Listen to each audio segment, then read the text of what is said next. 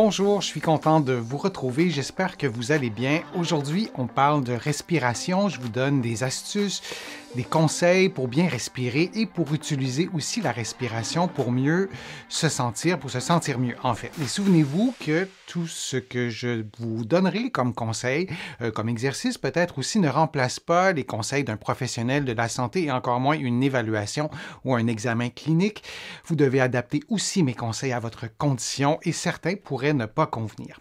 Vous allez trouver plusieurs des conseils, des exercices que je vais vous donner aujourd'hui dans mon livre « Va prendre l'air, tout sur le pouvoir exceptionnel de la respiration » et aussi dans mon livre « Lève-toi et marche » qui est publié aux éditions du Trécarré ici au Canada et aux éditions J'ai lu en France. Parlons d'emphysème et de la respiration à lèvres pincées ou de l'exercice de respiration à lèvres pincées. Mais avant toute chose, parlons brièvement de l'emphysème. C'est une maladie pulmonaire obstructive chronique, une MPOC ou une BPCO si vous habitez de l'autre côté de l'Atlantique. Et l'emphysème, c'est une maladie qui est chronique, le nom le dit, et vous m'avez posé beaucoup de questions sur ce sujet-là. Je vous en montre deux. Quels exercices respiratoires peuvent aider à l'emphysème? Deuxième question, l'emphysème qui dégrade évidemment la respiration à une vitesse folle, comment la ralentir? Parfois l'évolution elle est rapide, parfois elle est moins rapide, ça dépend de plein de facteurs. Donc oui, parfois c'est rapide malheureusement. Heureusement, ce l'est un peu moins dans d'autres contextes. L'emphysème est lié à la maladie pulmonaire obstructive chronique et elle entraîne une destruction progressive des alvéoles pulmonaires. Elle est aussi associée à une diminution de l'élasticité du tissu pulmonaire. Ça, c'est important de se souvenir de ça, ce qui rend la respiration plus difficile, mais j'ai dit la respiration, mais j'aurais dû dire l'expiration. Et une certaine quantité d'air peut demeurer à l'intérieur du poumon. Alors, on arrive à prendre de l'air, mais comme on a perdu l'élasticité des poumons ou une partie de son élasticité, ben, l'air ne sort pas facilement. C'est un peu comme si l'air était emprisonné dans les poumons. Si on le voit, si on le regarde sur une illustration, alors ces alvéoles, qui sont ces petites bulles, donc un poumon normal à gauche et l'emphysème à droite, alors on voit qu'il y a une dégradation de la qualité de nos alvéoles. Il y a ce gonflement qui se fait et il y a aussi cette perte d'élasticité. Alors ça devient beaucoup plus compliqué de respirer. Alors on a de la dyspnée ou un essoufflement, ce sont des synonymes. Et là, je vous ai montré les alvéoles, mais si on regarde le poumon, ben, on voit qu'il y a une altération significative du tissu pulmonaire, ce qui fait que ça devient compliqué de respirer. Et cette élasticité-là du poumon, on ne s'en rend pas compte dans la vie de tous les jours, heureusement, parce que ça serait compliqué un peu de fonctionner si on s'en rendait compte, mais ça fait partie de la mécanique pulmonaire. La cage thoracique est mobilisée et les liens, les jeux de pression dans l'abdomen et dans le thorax vont faire en sorte qu'on va respirer, mais ça, c'est vrai lorsqu'on a cette élasticité du poumon. Alors, je vous donne quelques conseils dans un contexte d'emphysème et ces conseils-là seraient vrais aussi dans d'autres contextes de maladies pulmonaires. Alors, premier conseil, dépister. Souvent, l'emphysème est dépisté tardivement. Souvent, on minimise les symptômes. Les facteurs de risque, je vais en parler dans quelques instants, mais notamment le tabagisme, bien sûr, la pollution de l'air. Il y a des maladies professionnelles lorsqu'on est exposé à certaines substances. Alors, si on se doute ou on se rend compte qu'on ne respire pas bien comme avant, il faut consulter.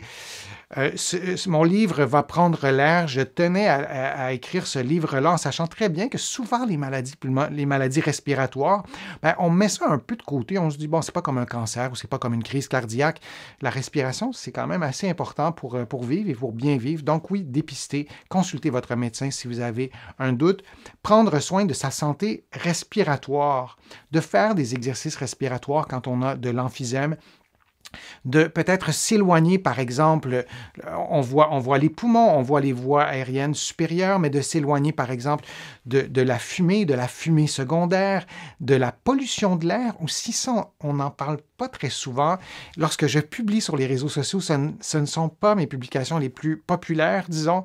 On a besoin d'aiguiser nos antennes sur la pollution de l'air parce qu'on ne voit pas les particules fines, mais si on les voyait, on réagirait. Et comme on est habitué à réagir à ce qu'on voit, ce qu'on qu'on sent, ce qu'on entend. Le stress est déclenché notamment par les sens que je viens d'énumérer.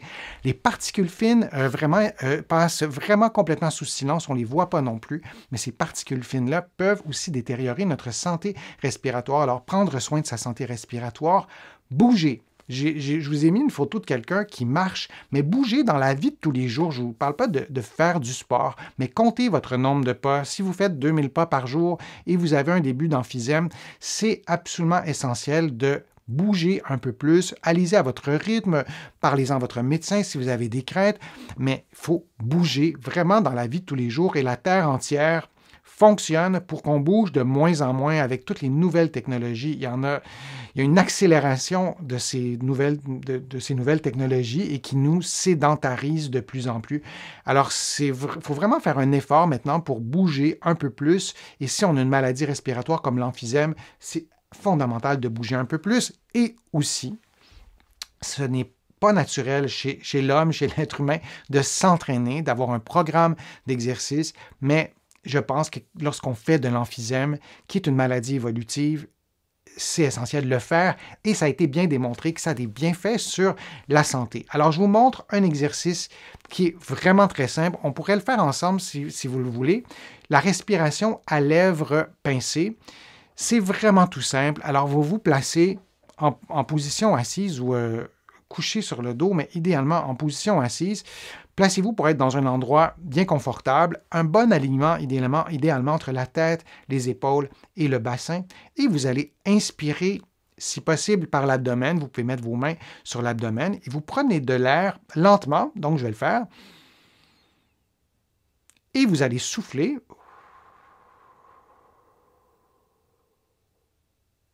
Comme si vous souffliez sur une bougie, comme si vous souffliez sur une bougie, c'est peut-être la meilleure façon de l'expliquer. Ce n'est pas nécessaire de réduire le débit d'air au minimum pour siffler, mais ça peut aussi être ça si ça vous aide. Et l'idée, ce n'est pas d'augmenter la pression, ce n'est pas de forcer pour pousser l'air. L'idée, c'est justement de pincer les lèvres.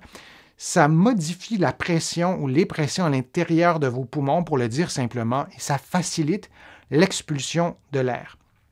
Alors, ce n'est que ça, la respiration à lèvres pincées. Ce n'est que ça, mais c'est drôlement utile lorsqu'on fait de l'emphysème et c'est intéressant aussi de s'entraîner à le faire, d'utiliser cette forme de respiration dans la vie de tous les jours. Alors, je vous donne quelques conseils liés à la respiration à lèvres pincées. Prolongez l'expiration. Vous tentez d'expirer plus longtemps que vous inspirez et le fait de le faire de cette façon, ça a un effet aussi apaisant. Ça, c'est intéressant. Deuxième conseil, favoriser la respiration abdominale. J'aurais pu écrire l'inspiration abdominale, comme je vous ai mentionné. Vous évitez de bouger la tête de façon prononcée. Donc, si vous pouvez respirer sans avancer la tête trop, ça serait intéressant de le faire comme ça. Le fait d'avancer la tête, vous allez peut-être surutiliser les muscles inspiratoires accessoires. Moi, je vous recommande de maintenir une bonne posture. Lorsqu'on a de l'emphysème qui est avancé, parfois, on n'a presque pas le choix d'avancer la tête, sinon on n'arrive pas à respirer comme on le souhaiterait. Alors, allez-y, faites-le à ce moment-là. Mais si vous pouvez corriger, maintenir une bonne posture, je pense que c'est intéressant de le faire comme ça et surtout de ne rien forcer. Comme je le disais, l'idée, ce n'est pas d'augmenter la pression d'air au maximum et de sentir que ça force dans nos muscles. C'est l'inverse. C'est de favoriser la détente pour pouvoir bien respirer. Je vous montre maintenant un exercice que vous pourriez aussi ajouter. Et vous pourriez faire l'exercice à lèvres pincées, l'exercice de respiration, mais en effectuant des mouvements d'inclinaison du tronc, comme ça. Alors, c'est simple, vous voyez. Alors, là, vous allez voir, je vais expirer. On peut pincer les lèvres un peu plus si vous voulez. Et donc, vous inspirez quand vous faites le mouvement et vous expirez quand vous revenez à la position neutre. Vous pourriez aussi le faire lors d'un mouvement de rotation. Alors, les mains croisées, c'est exactement le même principe, mais vous allez expirer en faisant la rotation. Vous pouvez réinspirer en restant dans cette position-là. Et lorsque vous revenez à la position neutre, vous allez réexpirer en pinçant les lèvres.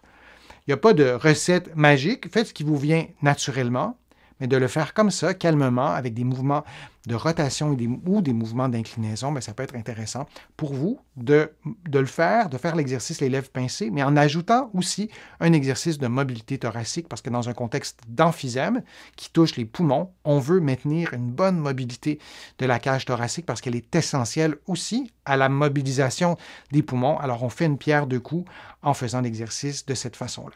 Je vous remercie de votre attention. Je vous remercie d'être aussi fidèle aussi à ma chaîne YouTube et vous allez aussi trouver d'autres informations sur la respiration dans mes vidéos. Vous allez aussi trouver beaucoup d'informations sur mon site web, le www.denisfortier.ca. Vous pouvez vous abonner aussi à l'infolettre. Vous allez trouver d'autres informations sur la respiration dans mes 2 livres, Va prendre l'air, tout sur le pouvoir exceptionnel de la respiration, et vous allez trouver aussi des conseils sur la respiration dans Lève-toi et marche, qui est publié aux éditions du Tré-Carré ici au Québec et qui est publié en France aux éditions J'ai lu. Je vous remercie beaucoup d'avoir été présent. Merci aussi de vos contributions. Vous pouvez le faire maintenant sur YouTube. Il y a un petit cœur. Dans la plupart des pays, ça fonctionne.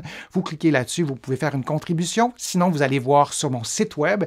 Je vous explique comment faire une contribution. Ça peut être une contribution financière, mais ça peut être aussi par des clics à certains endroits. J'ai ajouté une autre façon aussi de faire des contributions pour les personnes du Québec qui expérimentaient des problèmes avec le fonctionnement actuel. C'était plus compliqué. Je ne sais trop pourquoi, mais j'ai ajouté une autre façon de faire aussi. Je vous remercie vraiment beaucoup et je vous souhaite de bien respirer, de mieux respirer, et on se revoit pour une prochaine vidéo, pour un prochain direct. À bientôt.